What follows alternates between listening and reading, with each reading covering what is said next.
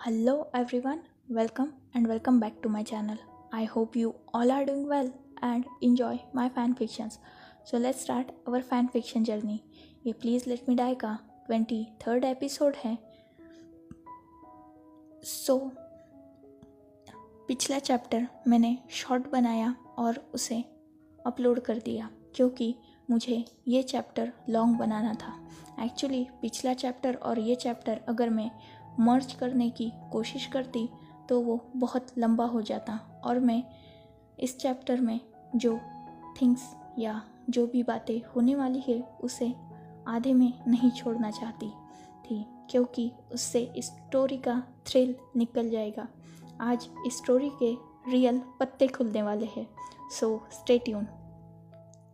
वांग जी के उस थप्पड़ ने विंग को रियलिटी में लाकर पटक दिया था. उस रूम की या बाकी सब की पोजीशन कुछ ऐसी थी कि विंग और वांग जी फेस टू फेस थे और विंग की बैक घर वालों की तरफ थी. विंग को जब जियांग चैंग या बाकी सब उस रूम में थे तब वो खुद ही अपने होश में नहीं था, जिस वजह से विंग ये जानता ही नहीं था कि उन्हें कोई देख रहा है. उसके सामने बस वांग जी था और वो इस वक्त अपने आसपास के एटमॉस्फेयर पर ध्यान भी नहीं दे रहा था. वांग जी ने लगभग चिल्लाते हुए कहा, are you out of your mind? क्या करने जा रहे थे तुम? होश में हो अपने या भूल चुके हो सब कुछ? विंग के चेहरे पर वांग जी की ये बात सुनकर एक टॉन्टिंग स्माइल आ गई. उसने उसी स्माइल को बरकरार रखते हुए वांग जी की डायरेक्टली आंखों में देखा और कहा, आई लॉस्ट माई माइंड. सच में? हाँ, शायद 6 मंथ से मैं सच में अपने माइंड में नहीं था. क्या कर रहा था, किसके साथ था, सब कुछ भूल चुका था. बेवकूफ़ था मैं. क्या मैं सही कह रहा हूँ? होश में तो शायद मैं आज आया हूँ. इस थप्पड़ ने मुझे होश में तो ला दिया है. आपको नहीं लगता? वांग जी क्वेश्चनिंग लुक से विंग की तरफ देख रहा था. विंग का ये रूप वांग जी ने फर्स्ट टाइम देखा था. विंग के चेहरे पे जो स्माइल थी वो बहुत ही क्रीपी लग रही थी और वांग जी को विंग का ये बिहेवियर कुछ खास पसंद नहीं आ रहा था. विंग ने वांग जी की तरफ अभी भी वैसे ही देख रहा था और उन दोनों का आई कांटेक्ट था. वांग जी ने एक स्मग किया और कहा, शायद तुम भूल रहे हो कि तुम किसके सामने खड़े हो और किससे बात कर रहे हो. विंग ने वही टॉन्टिंग स्माइल अपने चेहरे पर बरकरार रखी और वो खड़ा हो गया. उसने ड्रामेटिकली अपने कपड़ों को झटका और वांग जी की तरफ देखते हुए कहा, the heartless and stone hearted person in all humans, the mafia king of world, Lan Wang ji. क्या मुझे इतना हक है कि मैं इस नाम को भूल सकूं? क्या मैं इस नाम को भूल सकता हूँ? वांग जी को विंग का ट्यून पसंद तो नहीं आ रहा था, पर वांग जी समझ रहा था कि विंग क्या करने की कोशिश कर रहा है. वांग जी ने लगभग चिल्लाते हुए कहा, विंग. तब विंग ने उसी क्रीपी स्माइल के साथ कहा, आपको ये नाम लेने का कोई हक नहीं है. कोई हक नहीं है तुम्हें मेरा नाम लेने का. ये फर्स्ट टाइम था कि विंग वांग जी की डिसरिस्पेक्ट कर रहा था, पर वांग जी को अभी इस बात से कोई प्रॉब्लम नहीं था. उसे समझ में आ रही थी विंग की वो नाराज़गी, सो उसने कुछ नहीं कहा. विंग ने अपनी बात को आगे कंटिन्यू करते हुए कहा, सब कुछ ख़त्म हो चुका है. वो रिश्ता ख़त्म हो चुका है, वो कॉन्ट्रैक्ट ख़त्म हो चुका है। ना अब मैं तुम्हारा गुलाम हूँ, ना तुम मेरे मास्टर। कुछ नहीं है हम दोनों में। सो मेरा नाम अपनी ज़बान से लेना बंद करो और मैं यहाँ से जाना चाहता हूँ।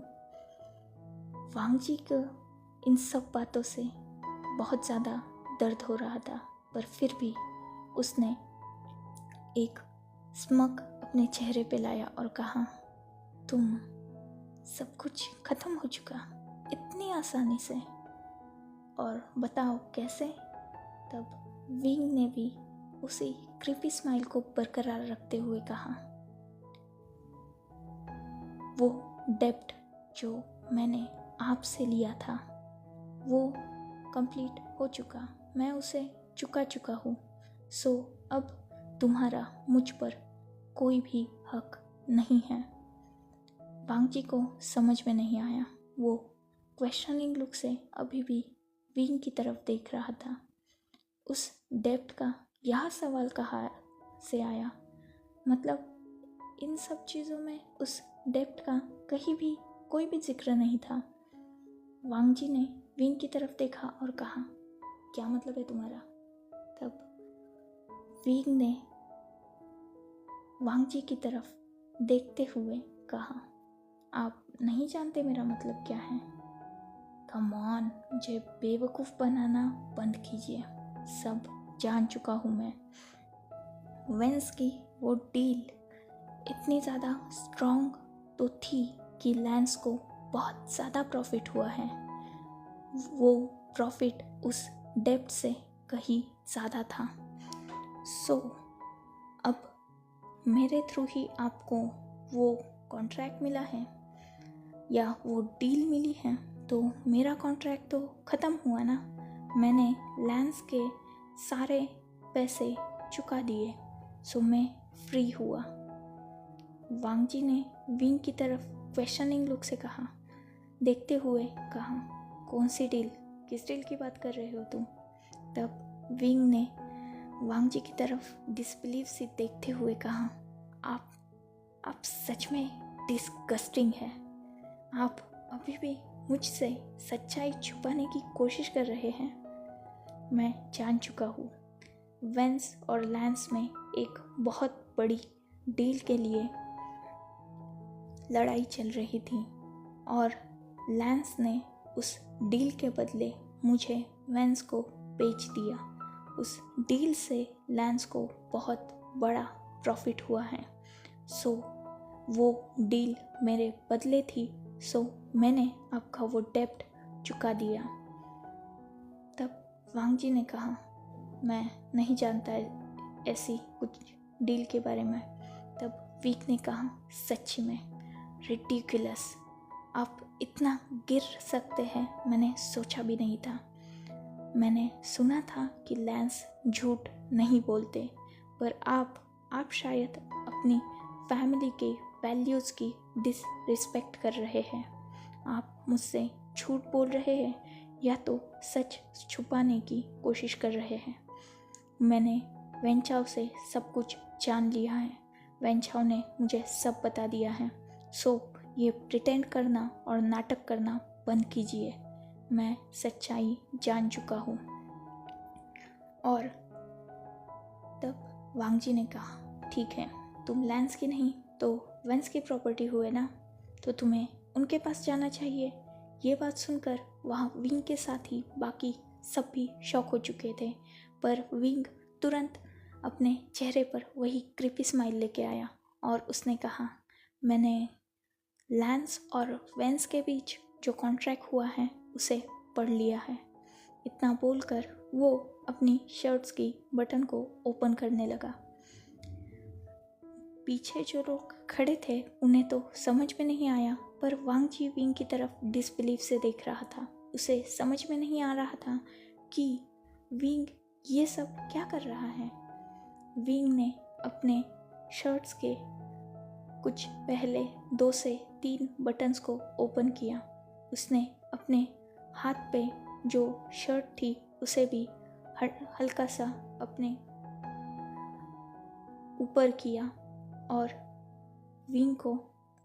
वांग जी को दिखाते हुए एक स्मक करते हुए कहा, लैंस और वेंस में जो कॉन्ट्रैक्ट हुआ है उस मुताबिक अगर विंग पर यानी मुझ पर लैंस के किसी भी मेंबर थ्रू कोई भी घाव आता है या मैं इंजर्ड होता हूँ, मुझे एक सिंगल खरोच भी आती है, तो उसी वक्त मैं फिर से लैंस की प्रॉपर्टी बन जाऊँगा। सो मुझ पर इतना बोलकर उसने जस्ट अपना हेड हल्का सा डाउन किया, मतलब वो वांग जी को अपनी बॉडी शो कर रहा था जिस पे वेन चाओ के खरीचने के और नोचने के कुछ निशान थे। विंग के हाथों पर और उसकी नेक पर कुछ मार्क्स थे जो वेन चाओ ने विंग को फोर्स करते वक्त दिए थे। विंग ने कहा, सो वो कॉन्ट्रैक्ट ख़त्म हो चुका, मैं वेंस की प्रॉपर्टी भी नहीं रहा। और रही बात वापस लैंस की प्रॉपर्टी बनने में, तो कॉन्ट्रैक्ट तो आपने भी पढ़ा ही है ना।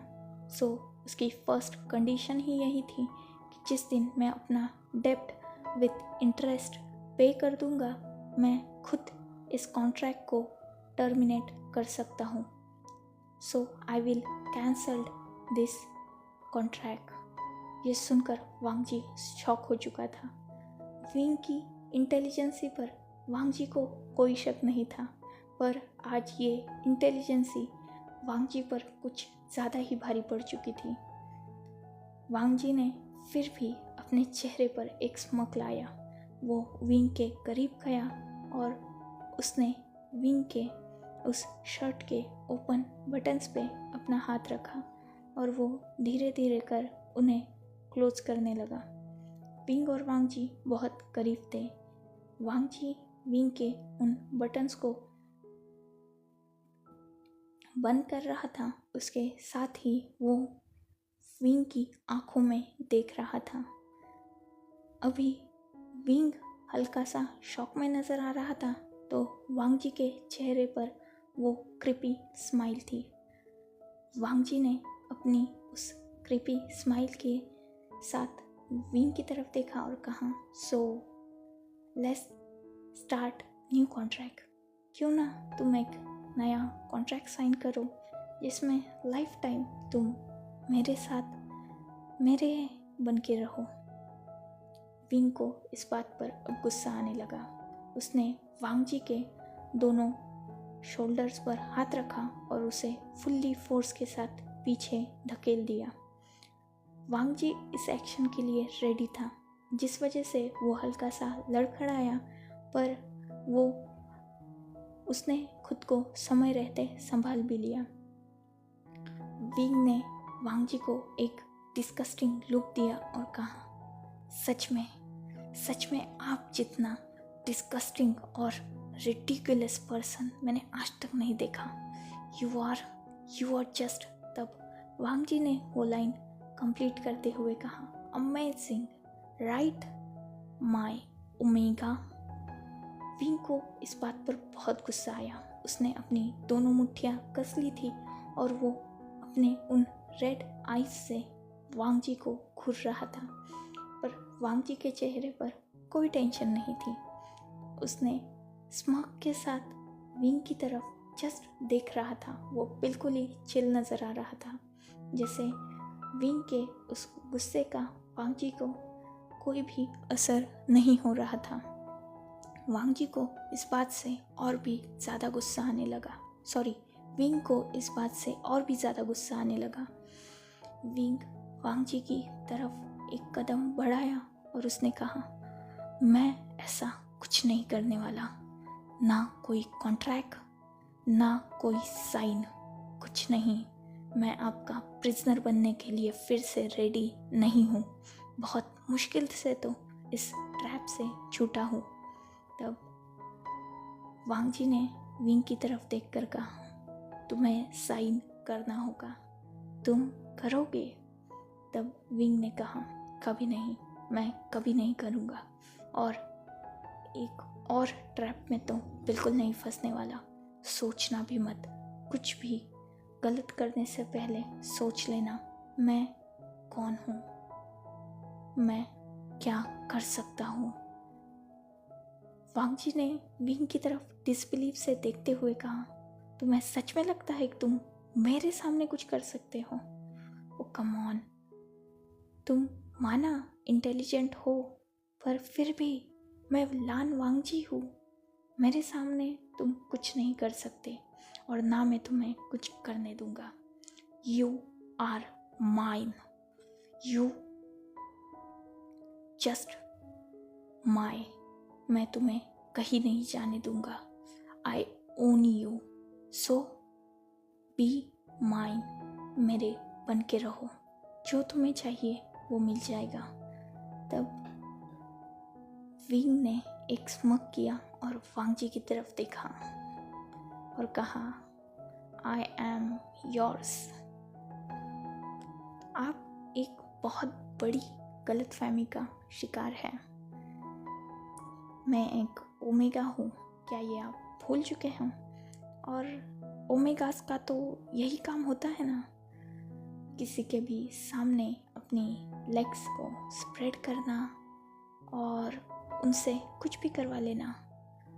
वांग जी को ये सुनकर बहुत गुस्सा आया, क्योंकि विंग खुद की इंसल्ट कर रहा था।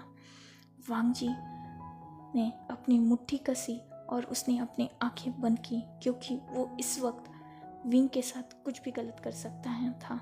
मतलब वो विंग पर हाथ उठाने वाला था, वो बस खुद को कंट्रोल करने की कोशिश कर रहा था। विंग ने फिर से कहा, आपने वेंचाओ के पास मुझे इसीलिए तो भेजा था ना, सो बिलीव मी, मैंने अपना वर्क बहुत अच्छी तरह से किया है।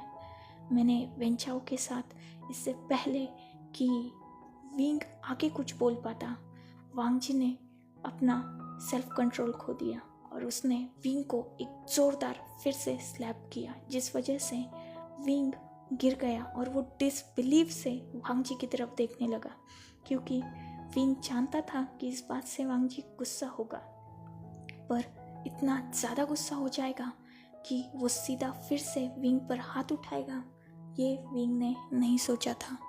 विंग अभी भी डिसबिलीव से वांग जी की तरफ देख रहा था और वांग जी की आंखों में अब खून उतर आ चुका था। अब तक विंग वांग जी से जो भी बातें कर रहा था,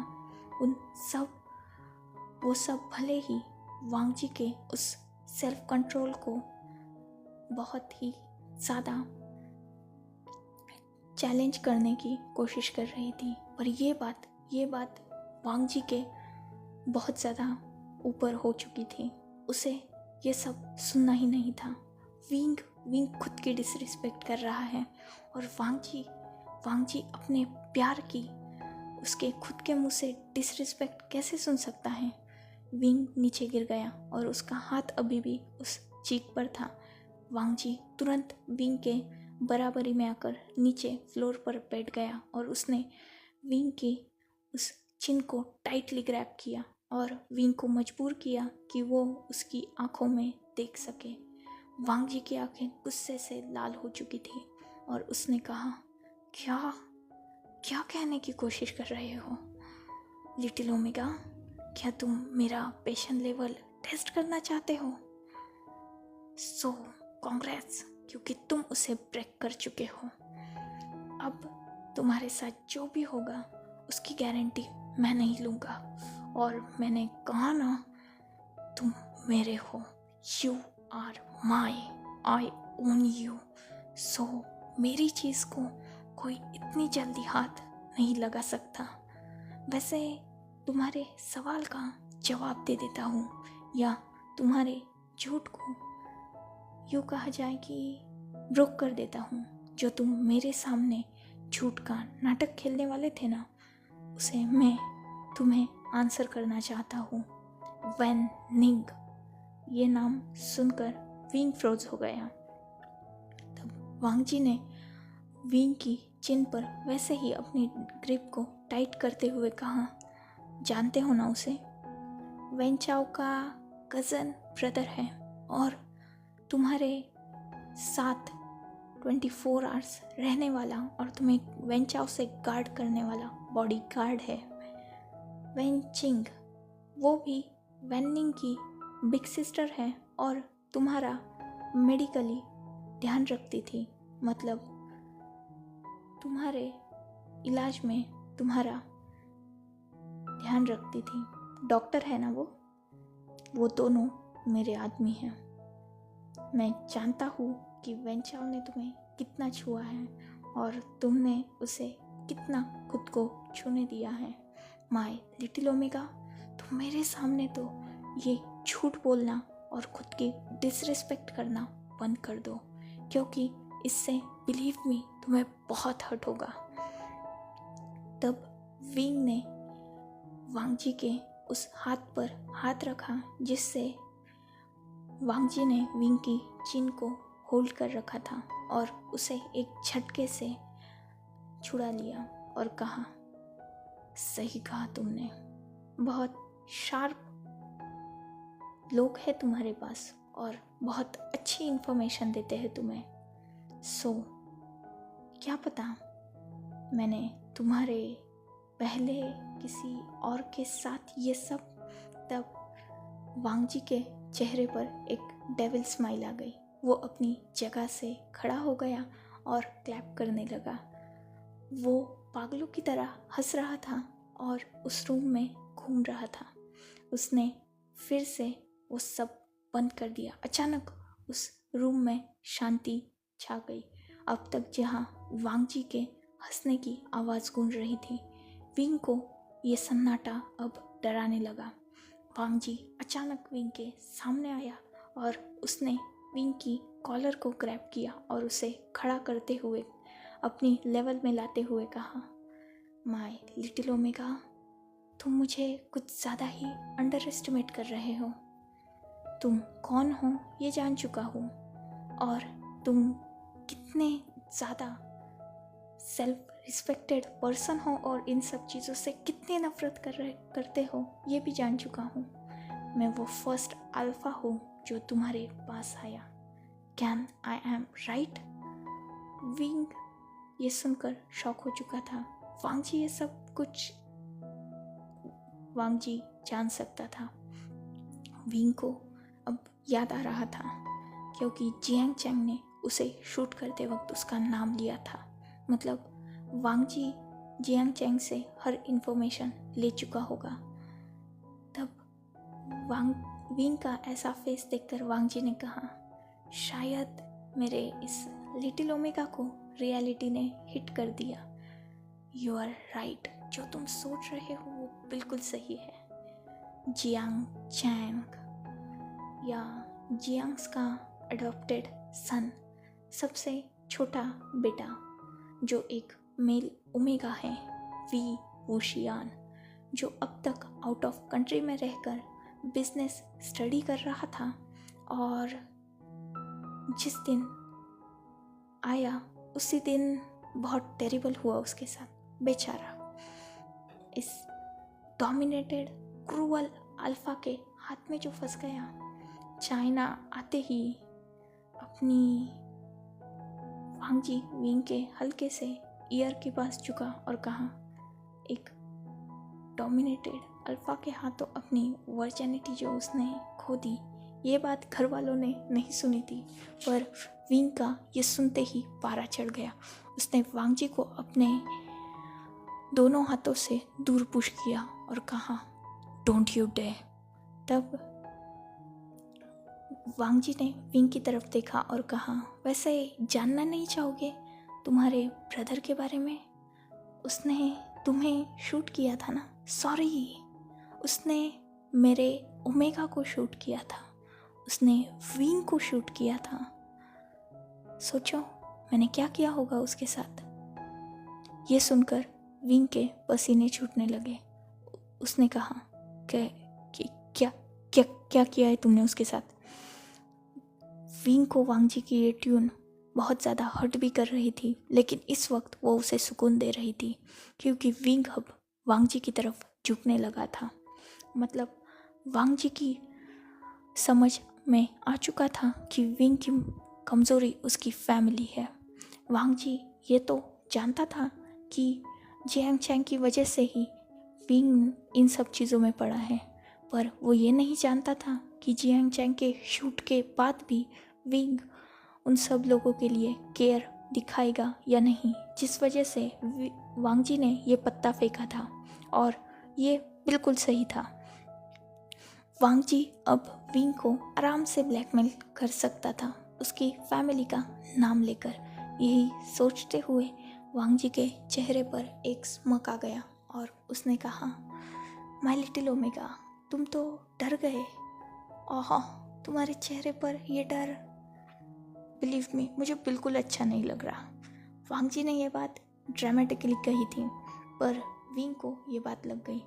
विंग तुरंत वांग जी की तरफ अपने बड़े कदमों से बढ़ा और उसने तुरंत वांग जी की कॉलर को ग्रैब कर लिया और कहा, मैंने पूछा तुमने मेरे भाई के साथ क्या किया है, कहा है वो।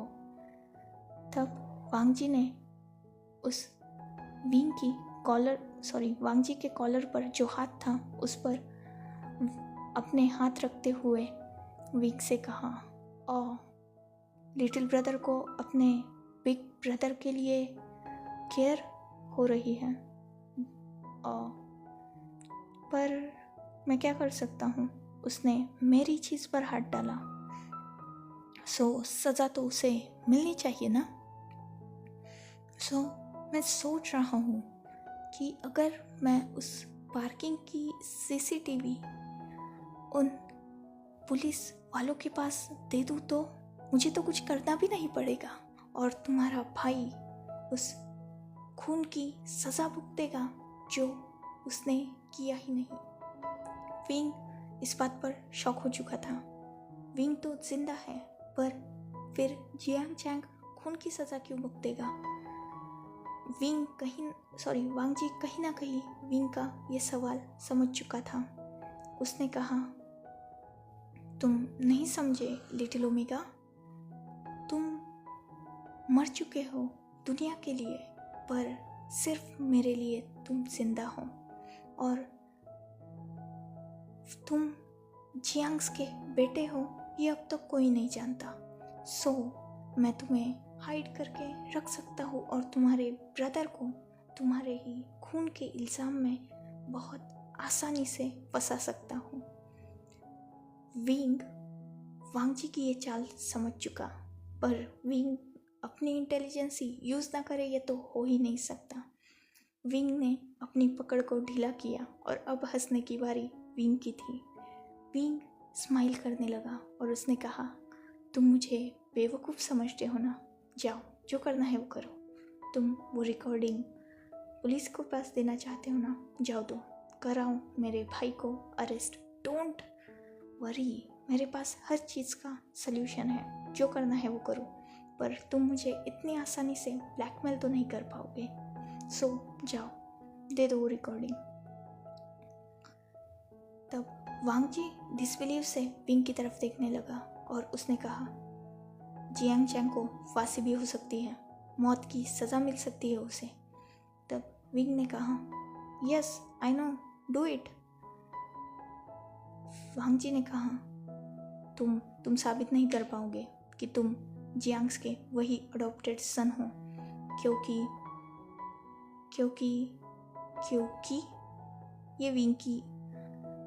ये विंग की तरफ से था। विंग ने वांग जी के दोनों शोल्डर्स पे अपने हाथ रखे और वांग जी को हल्का सा नीचे पुश किया, क्योंकि विंग की हाइट वांग जी से कम थी। तो विंग ने वांग जी को अपने लेवल में लाने के लिए वांग जी को हल्का सा नीचे पुश किया और कहा, मैं ये बहुत आसानी से साबित कर सकता हूँ कि मैं जियांग्स का वो अडॉप्टेड सन हूँ, मैं वी वुशियान हूँ और इसके लिए मुझे किसी भी तरह के सबूत की ज़रूरत नहीं थी, क्योंकि मैं खुद एक सबूत हूँ। तुम जानते हो मेरे अंदर जो खून है वही सबूत है।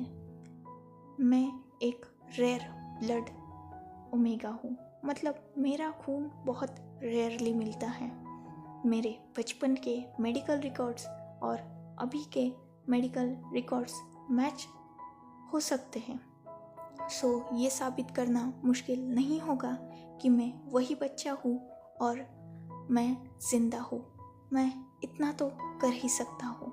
सो तुम मुझे इस बात पर तो ब्लैकमेल नहीं कर सकते। Dear dominated alpha. अब विंग के चेहरे पर स्मग था, पर वांग जी के चेहरे का वो ग्लो अभी भी कहीं नहीं गया था। विंग ने उसी स्मग के साथ कहा, सो क्या इस अल्फा का ईगो अभी सेटिस्फाइड नहीं हुआ? सो नहीं हुआ होगा तो तुम्हें जो करना है वो तुम कर सकते हो। आई डोंट ब्लडी केयर, क्योंकि मैं अपनी फैमिली को प्रोटेक्ट करना जानता हूँ और बहुत अच्छे से जानता हूँ। मेरे इतने मैं जितना समझते हो तुम उतना बेवकूफ़ नहीं हूँ।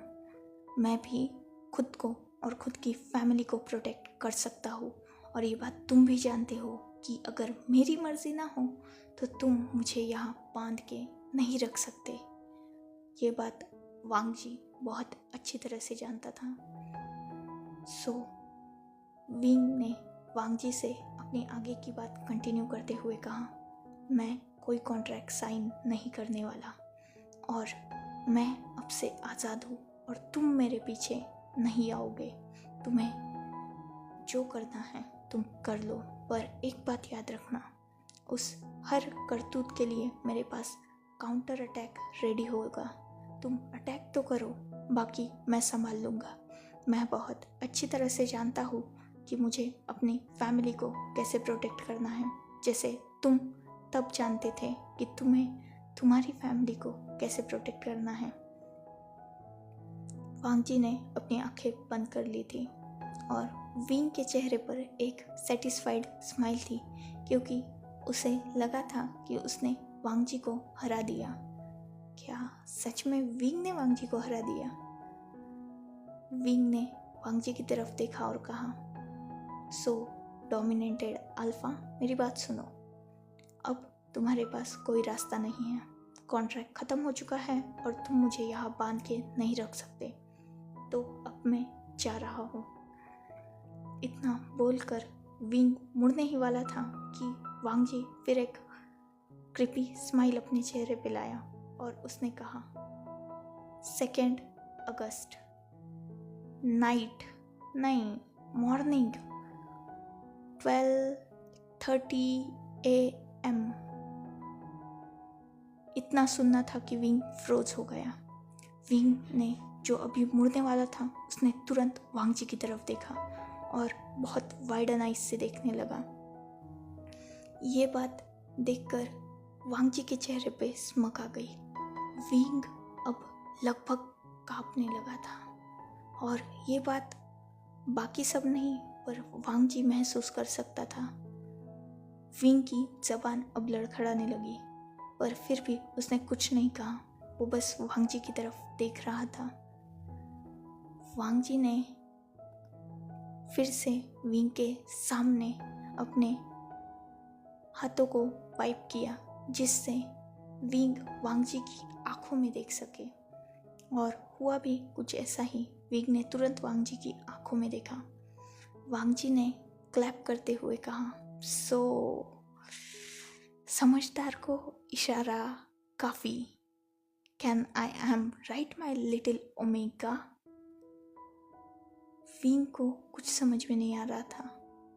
ये वांग जी क्या कहने की कोशिश कर रहा है? मतलब कहीं वो जो सोच रहा है वो नहीं, ये हो ही नहीं सकता। ये बात तो विंग के और उस एक इंसान के अलावा कोई नहीं जानता, और वो इंसान ये कभी किसी को नहीं बताएगा। तो क्या वांग जी सच में ये सब जान चुका है? पर ये पॉसिबल हो ही नहीं सकता। So enough for today. Let's take a break. Next chapter in next video. If you like my explanation, like, comment and subscribe my channel. Hopefully you all are enjoying this journey. मैंने बहुत कोशिश की एक ही chapter में वो सब clear करने की, बट आई थिंक मेरा बैड लक है कि चैप्टर और भी बहुत खींच जाएगा। कम से कम 1 घंटे का चैप्टर बन जाएगा, जो मुझे एडिट करने में बहुत प्रॉब्लम होगी। इसीलिए आज का चैप्टर यही स्टॉप करते हैं। Goodbye, take care, enjoy your beautiful life.